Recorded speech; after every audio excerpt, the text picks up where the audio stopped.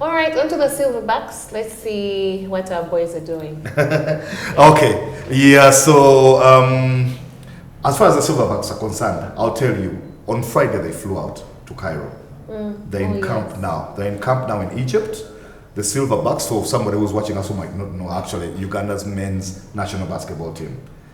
So they flew out to Cairo. They're in camp because they're going into the second round, the qualifiers for AfroBasket, which are going to be played in Tripoli.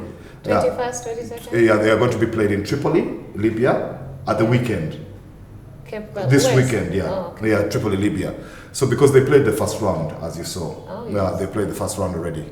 Now, the Silverbacks, of course, are doing this, getting into camp and getting into competition, hot on the heels of the Gazelles, which is the national women's basketball team, having beaten Egypt and Burundi and Kenya and South Sudan to the Zone 5 title to qualify for the AfroBasket of their own. So the girls have qualified, coming out on top of a group, of a top group in which they beat Egypt, upset Egypt in the final.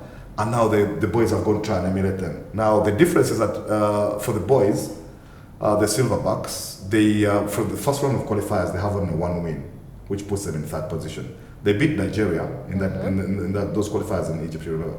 They beat Nigeria, but lost to Cape Verde and Libya. That's our group. Cape Verde and Libya, the other two teams. So we're in third. If we maintain third position, we'll qualify for the AfroBasket, which is also going to be just after the women's version, but July, August. This time it will be in Angola, because the last AfroBasket in 2021 were actually in Kigali. The one I've just been talking about, where has a big arena, was in Kigali. So the Silverbacks have been qualifying also as well since 2017 for these different editions, but they were not in 2023. So you remember the earlier editions when Stanley Ochiti was our first foreign best player. We brought him here and he did great things. Despite his advanced age, he had been best in the US and Europe. And he had done great things with Jimmy Anabu and Oxy and those guys. Now, the good news about that is that after a spell in which they were not playing, they had left City Oilers and the national team was not playing. Those three are back. So Jimmy Anabu, Tony Drileba, and James Okello are part of the Silverbacks team that has traveled to Cairo for this camp. We took 7 players from here, along with those 3. Ivan Muhwezi joined them, and so did Peter Oblend, so did Joel Kaira, who plays in UCU. He's been representing Uganda all around in the 3x3. I saw him in the 3-on-3 in Ghana. I'm curious to know. And also Faye Bale. I'm curious to know, because I know Jimmy Nabu, Tony Drileba, and Oxy. They left City Oilers in a bit of a cloud. And I know that Haj Santur is part of the management of the Silverbacks.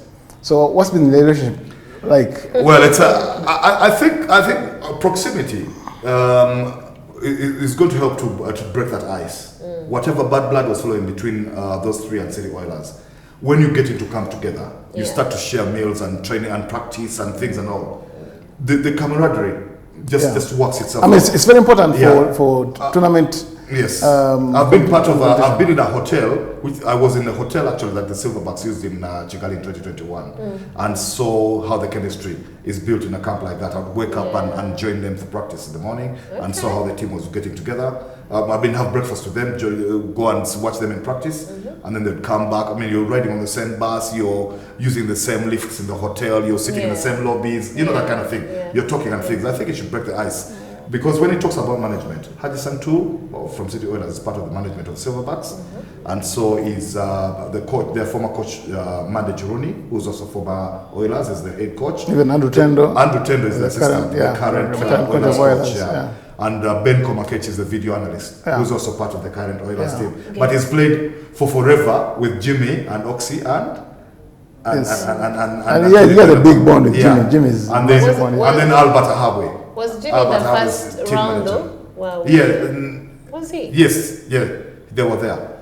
It's just that they did play but they didn't have as much game time as usual because of what happened with the guys who had come in. But when you look at, these are 7 players, we have a 12-man roster. When you look at the 5 players who are coming from abroad to join this Ugandan crew for this camp, you think that a guy like Jimmy or a guy like Ivan, the guards, might get a lot more playing time because none of the guys who's coming is a point guard, for example. The 5 guys who are coming, we have Ishmael Wainwright. To his credit, Ishmael Wainwright, who is the best player on the team actually, plays from 1 to 5.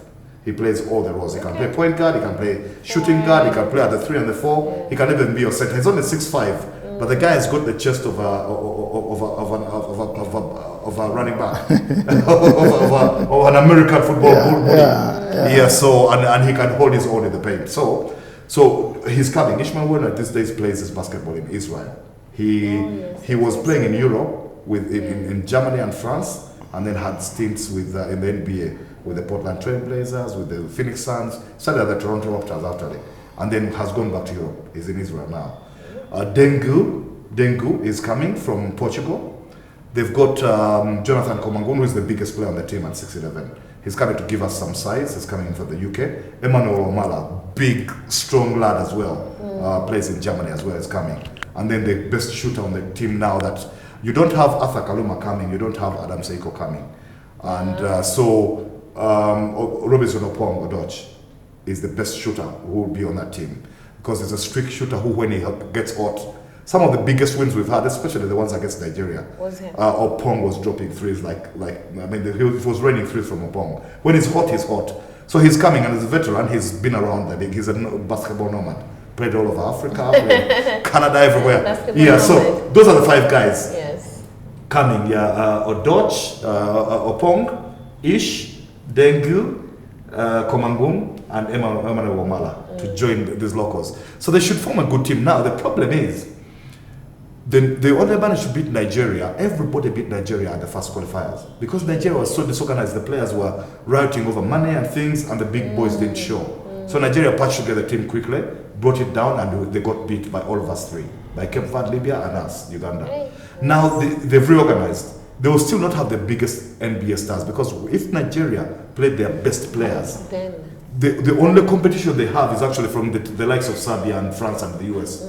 If Nigeria get all their NBA stars in there, it's crazy. They're the best team in Africa by far, the most talented by far, by the way, if they play all their guys, but they can't. Do you know but now they've collected the guys from Europe and everywhere, and they're coming, they're going to be stronger. And they're going to want to win all 3 games to give themselves a chance to qualify. They want to allow us to be embarrassed. We need to beat Nigeria. If we can't beat Nigeria, we're going to have to beat one of Cape Verde and Libya. Both beat us. Cape Verde have bullied us every once in a while, especially when they have the big 7'4" guy, Tavares. Hopefully he won't come this time. If he doesn't come, they have a very athletic team. Guys can shoot, they can run, they can jump and all. And they give us, but we have given each other bloody nose, and we've beaten them before. So there's a chance for us to go to Tripoli. Now the problem is that Libya will be actually playing in front of a home crowd. So you can see how tough it's going to be for the Silverbacks. You're playing against a home team, and then a team which beats you all the time, and then a disorganized team which is very, very talented.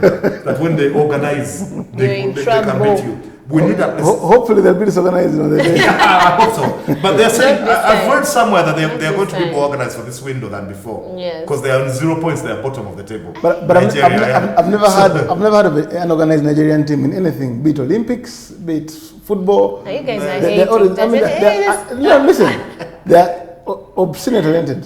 They have sprinters, they have the best footballers everywhere, but they have a knack for, it's like they wear it as a badge of honor to be disorganized. What if they got all their NBA roster down here? They'll destroy this continent. Madness. The only team that will be able to compete would be South Sudan. Maybe if they brought all their talent to the continent, but they don't. So anyway, there you are. That's the Silverbacks for you. So this weekend we're into action, and hopefully we can qualify for AfroBasket and go to Angola, Luanda.